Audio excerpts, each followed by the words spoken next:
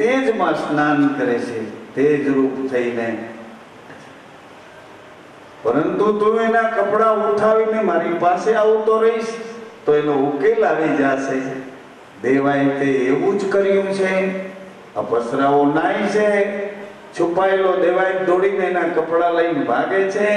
અપસરાઓ બધી સંભળી બનીને એની પાછળ આવે છે. દેવાય તો ગુરુજીની પાછળ બેસી ગયા. સંભળી બનેલી આવેલી અપસરાઓએ કીધું, મહાત્મા, તમારો એક શિષ્ય અમારા વસ્ત્રો ઉઠાવી લાવે છે. શોભાજી મહારાજે કહ્યું, ઇન્દ્રના ઘરની અપસરાઓ, દેવીઓ, આટલા બધામાંથી, આટલી તમારી આ અપસરાઓની સંખ્યામાંથી એક અપસરા મારા દેવાય સાથે લગ્ન કરો, અહીં રોકાઓ. પણ બધી સમળી બનીને આવેલી અપસરાએ ના પાડી કે અમે તો ઇન્દ્રના ઘરમાં રહેનારીઓ આ મૃત્યુલોકમાં અને મૃતલોકના આ માણસ સાથે અમે કઈ રીતે રહી શકીએ.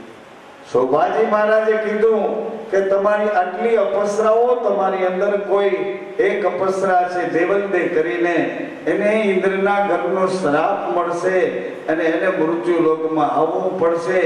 દેવલદે કોઈ હોય તો અમારા દેવૈત સાથે લગ્ન કરો. એટલે બધી અપસરાએ નક્કી કર્યું કે તમારો શિષ્ય જો દેવલદેને ઓળખી જાય તો દેવલદે એમની સાથે રોકાવા તૈયાર. અપસરાએ વિવિધ પ્રકારના રૂપ લીધા. એમાં દેવલદે ઘરડા બન્યા છે, મોંમાં દાંત નથી, સફેદ વાળ છે, શરીર વાંકું વળેલું છે. હા, ગુરુજીએ કહી રાખ્યું હતું કે આવી રીતની જો વાંકા શરીર વાળી અને એકદમ વૃદ્ધ હોય એનો તો હાથ પકડી લેજે. અને દેવાય તે ગુરુની શિખામણ પ્રમાણે એ દેવલદેનો હાથ પકડ્યો. દેવલદે પોતાના અસલી રૂપમાં આવ્યા છે અને દેવલદેએ વિનંતી કરી છે, ગુરુદેવ, મને એક વચન આપો. સાંભળજો, મને એક વચન આપો. આ પુરુષ અભણ છે, જડતા વાળી એની પશુ જેવી બુદ્ધિ છે. હું એની સાથે રહીશ, પરંતુ આ પુરુષ જેથી મારી ઉપર શંકા કરશે, મારા ચારિત્ર ઉપર શંકા કરશે, તે દિવસે હું તમારી પાસે આવતી રહીશ. આટલું મને વચન આપો ગુરુદેવ. તે દિવસે હું તમારી પાસે આવતી રહીશ. શોભાજી મહારાજે દેવલદેને વચન આપ્યું છે અને એમનું ગાંધર્વ લગ્ન ત્યાં જ કરી આપ્યો છે. હવે દેવલદે અને દેવાયત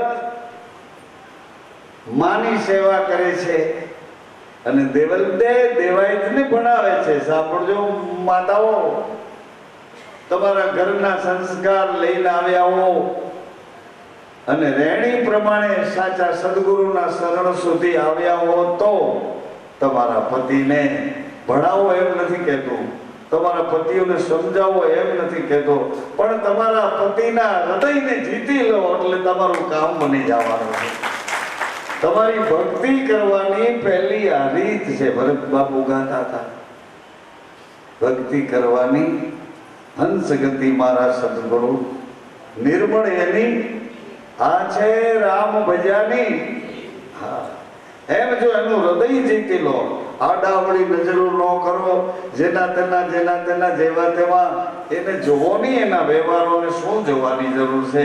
હું તો આ ભવસાગરને તરવા માટે આત્મદર્શી નાવમાં બેસી અને સામે કિનારે હું ને મારા પતિ બે નથી, બે એક રૂપ છીએ, બે નથી, બે એક જ રૂપ છે. જો આવી રીતે એક રૂપ છીએ, બે નથી, એક રૂપ છીએ.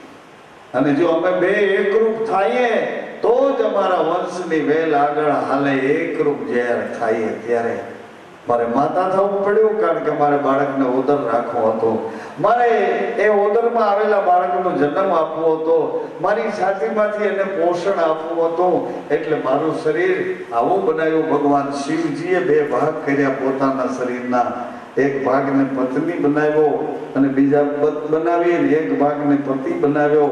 પાછા બેયથી ન્યારા રહી નામની માથે બીજ અને બીજ માથે શૂન્ય અને શૂન્ય પર સત ગુરુજી થઈને શિવજી બેઠા છે, વિશ્વાસના ઘરમાં ગુરુ બનીને બેઠા, પોતે જ પત્ની, પોતે જ પતિ અને પોતે જ ગુરુ એક રૂપ થઈ ગયા. પછી સદગુરુના રૂપમાં કેમ સમાવું, સદગુરુના સ્વરૂપમાં કેમ સમાવું, આત્મદર્શી કેમ બનવું. શરીરના બે ભાગ હતા એ એક થઈ ગયા, હવે આત્માની કળા છે પરમાત્મા સાથે કેમ જોડવી. દેવલદે ભણાવે છે અને ભણતા ભણતા દેવાયતની પરા ખુલે છે અને એવું આત્મજ્ઞાન એને થઈ જાય છે. દેવાયત પંડિત દાડા દાખવે સુનો તમે દેવલદે ના. જે દેવલદે ભણાવતા હતા એને જ દેવાયત કહે છે કે તમે સાંભળો દેવલદે ના. આપણા ધણીએ આગમ ભાખ્યા આમાં જૂઠા નહીં લગા, લખ્યા ભાખ્યા એક દિન આવશે, લખ્યા રે ભાખ્યા સોઈ દિન આવશે. દેવાયત પંડિત દાડા દાખવે. આવા દેવાયતને એક વખત અહંકારની અસર થઈ, જેમ આપણને થઈ છે ને અત્યારે. એનામાં તો ભણતર હતું, અકલ હતી, પંડિતાઈ હતી અને જ્ઞાનનો અહંકાર આવ્યો હતો. માતાઓ પાસે ભક્તિ છે ને પુરુષ પાસે જ્ઞાન છે. માતા પાસે જ્ઞાન ઘણું છે પણ એ પોતાના પતિ પાસે જ્ઞાન મૂકી દે છે, કાંઈ આગળ વધી શકાતું નથી. કારણ કે એનો ધર્મ નાશ પામે. પતિની ઉપરવડ થઈ પતિને સમજાવવા કે પતિને ડારો દેવા કે પતિનું બાવડું પકડી અહીંયા લઈ આવવા માટે કોઈએ કોશિશ ન કરવી. તમારી ભક્તિ વધારો ને એ પતિ તમારી આગળની, તમારી પાછળની, તમારી આગળ આગળ તમને કહેશે કે હાલો મોડું થઈ જાય, હાલો જલ્દી, હાલો જલ્દી, જ્યોત જાગી ગઈ હશે, હાલો સ્તુતિ પ્રાર્થના ચાલીસા ગુરુ મહિમા બોલાતો હશે, હાલો જલ્દી. તમારે એને ન કહેવું પડે, એ તમને કહેશે કે હાલો હાલો હાલો. તમે આજ્ઞા કરો તો આજ્ઞા ન કહેવાય, એ આજ્ઞા કરે તો એ આજ્ઞા કહેવાય. અને આજ્ઞાનું ગીત તો તમે કેદી ના બોલો છો, હુકમ કરો તો હે હુકમ કરો તો જાત્રા થાય. એમ તમારા પતિ તમને આજ્ઞા કરે અને એના રૂપમાં તમને સમાવે, તમે એના રૂપમાં સમાઈ જાઓ, પછી જીવન યાત્રા શરૂ થાય. પરમાત્માના ઘરની આત્મદર્શી નાવમાં એ જીવન યાત્રા એકરૂપ થયા પછી થાય છે.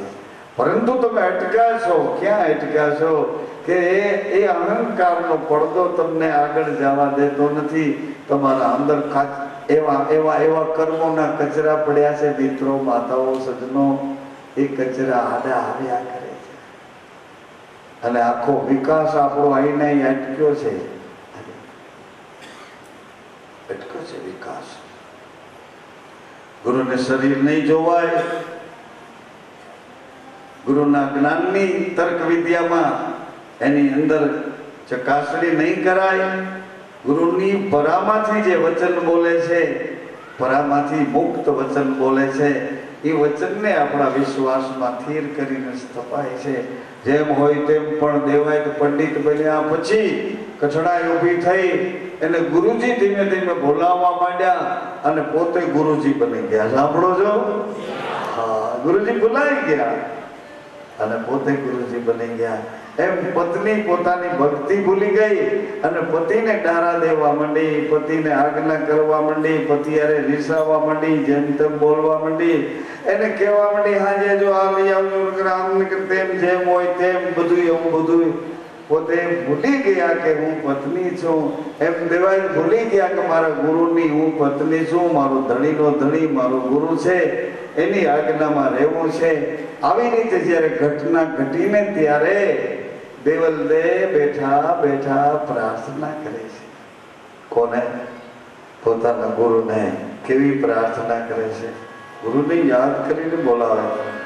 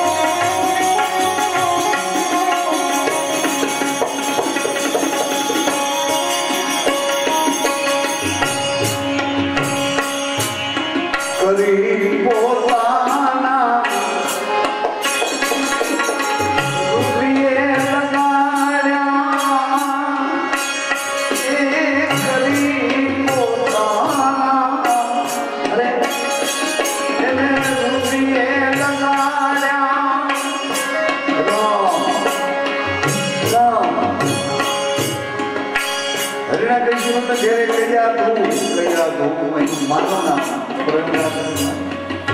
કયા જોઈએ પ્રહલાદ નો જન્મ આપ્યો રામ રામ આત્મદર્શી નાવમાં બેઠેલા પ્રહલાદે રામ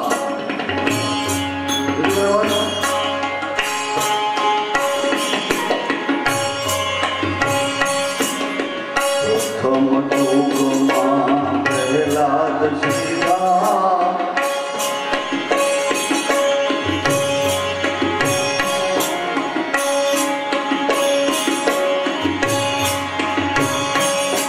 રાણી રત્નાવલીએ રોપ્યો ધન